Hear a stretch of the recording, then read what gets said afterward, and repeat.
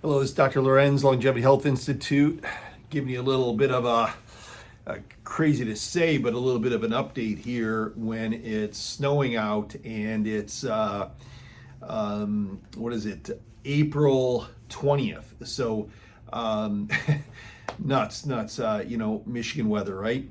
So, hey, here at Longevity Health Institute, bring you the best and functional, personalized medicine, or hey, we just say the best of medicine, right? With intention and purpose and passion. So I'm gonna give you a COVID-19 update, a couple things we're seeing and trends and some studies out there that were just published recently in New England Journal of Medicine, but also just some clinical trends that we're seeing here and some COVID-19 reminders. So as most of you know out there, we're seeing an uptick in COVID, even here, call-wise, call volume, people coming in post-COVID with, long hauler stuff that is like a little bit of brain fog and brain inflammation and fatigue. Number one, fatigue, a lot of fatigue.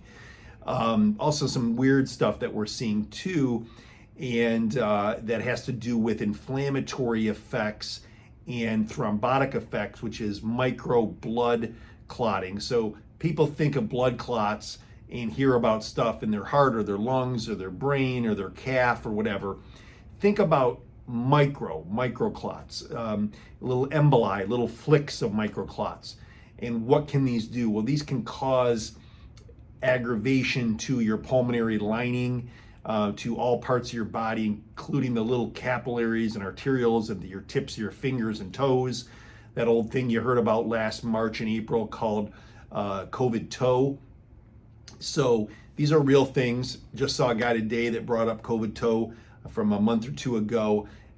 And we're seeing some of these reports of things. And then when I get post-COVID patients, we're doing labs that look at thrombotic things, D-dimer, fibrinogen, and these are things that we're seeing that are high. And not one, not two, but it's very common. And you only know what you know if you look, but I want you to teach us something here. So if you're a patient of mine or our practice here at Longevity Health Institute, or you, one of me or my practitioners, or you just share this video with others, friends, family out there, loved ones, make sure you listen to this key point related to COVID and post-COVID stuff. So you had the infection recently, have it, or you're kind of getting through it. You want to make sure you're doing things that help your slipperiness of your blood, that help your vascular anti-inflammatory ability. It will help you heal and recover and prevent any of this microthrombotic, embolotic circulation stuff. So without any, those are big fancy medical words. I want to make sure you understand this. So, and this is probably due to this new variant. The UK variant, it seems to be doing this. It seems to be now the trend with the infections is a little bit of the healthier population, a little bit of the younger. You're not seeing as much pulmonary involvement and severe hypoxia and venting and stuff at the hospital.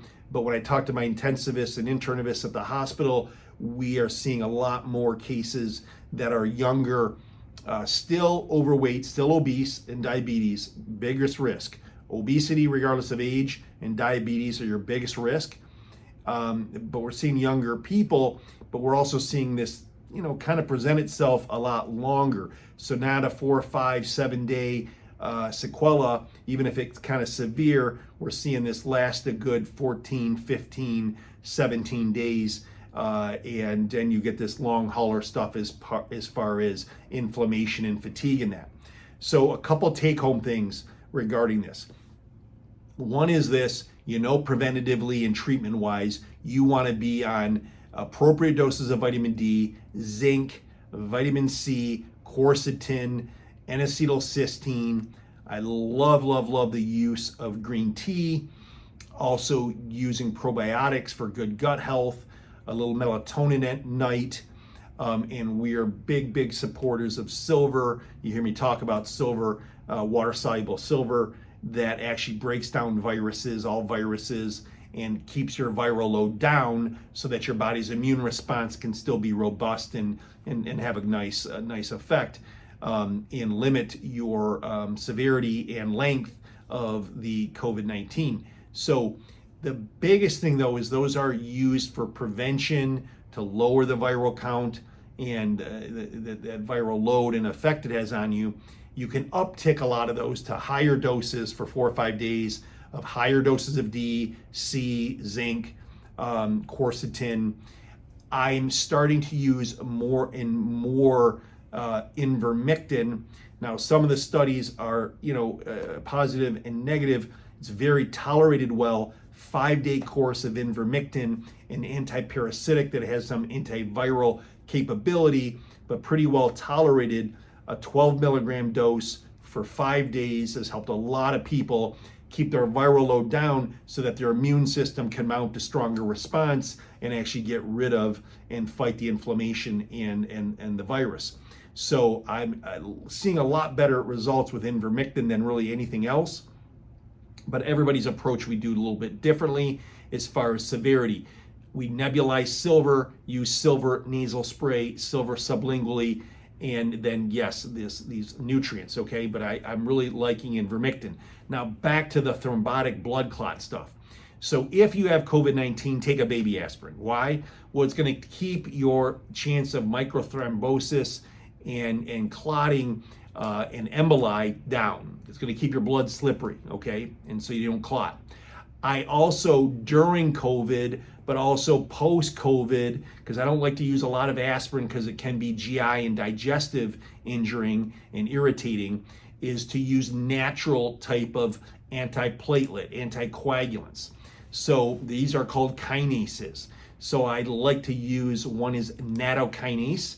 We use a lot of nattokinase, which is from fermented soybeans, comes in a pill, and it has the ability to improve your bleeding time, meaning thinning your blood a bit, okay? And it reduces platelet activation, which is great. We also use something that's called lumbrokinase, but the natural kinases are natural types of blood thinners.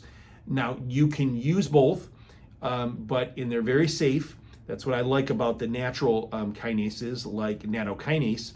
We have them in our warehouse here on our website. You can call our office, give you a direction. If you haven't picked up on this in a video before, our fulfillment company, Carewell, go to our website, longevityhealthinstituteinc.com, go to the supplement shop. Our password for supplements is health, and nattokinase is on there, and also lumbrokinase. Nattokinase I probably use more of. But again, you want to use some of these natural type of antiplatelets because of this more recent virus effects of this little blood clotting and injury effect on the body.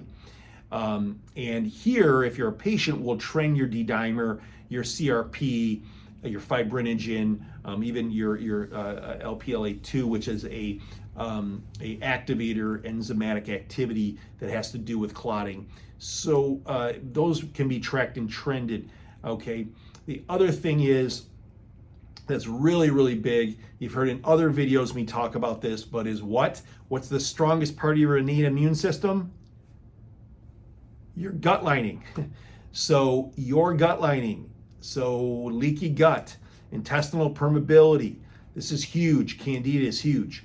There's a study that came out in New England Journal of Medicine not long ago, about a month or two ago, that showed that there was an uptick of about 20% of hospitalizations and near that of mortality in different studies that had to do with patients on PPIs. These are meds to protect the gut. And so there's the huge association to your gut lining and your immune response in COVID-19. So you want a good immune system, you got to have a good diet and a good gut health, and which means is that border wall that you heard me talk about in other videos. Go to my leaky gut videos, my candida videos, my gut health videos. I'll teach you a ton about that. You can fix it now at home. Go gluten-free, take good probiotics, take good glutamine. You got to be gluten-free and have a functional medicine doctor evaluate your gut health because it's the #1 thing related to immunity, okay? Other things are your adrenal numbers, your thymus, your bone marrow, your nutrient levels, okay, hormonal effects, but your gut health is paramount, okay, and can be very important in COVID-19 protection, prevention, and recovery. Now, of course, here, if you're a patient, you know about this. We do a lot of infusion therapies, huge on high dose of antioxidants and vitamin C. We've seen a lot of long haulers and patients that have had a lot of fatigue post-COVID. Once they're safe, re-swabbed a couple weeks out post-COVID, we get them here on IVs and they turn around real quick. Usually within a week or two, there's a noticeable difference. But hey, listen, this new round of COVID-19 is a bitch, excuse my French, but it is. It's lasting longer. It's definitely more infectious. But the good news is that we have better ways now to treat it, to appreciate what's going on at all different levels. We have a lot of tools, weapons in our toolbox to throw at it. And fortunately, we've had very few to almost no hospitalizations and no deaths. And that is something that we're proud of here. But the big thing is to respect the virus, treat it, and use it, treat it and come at it from a lot of different angles.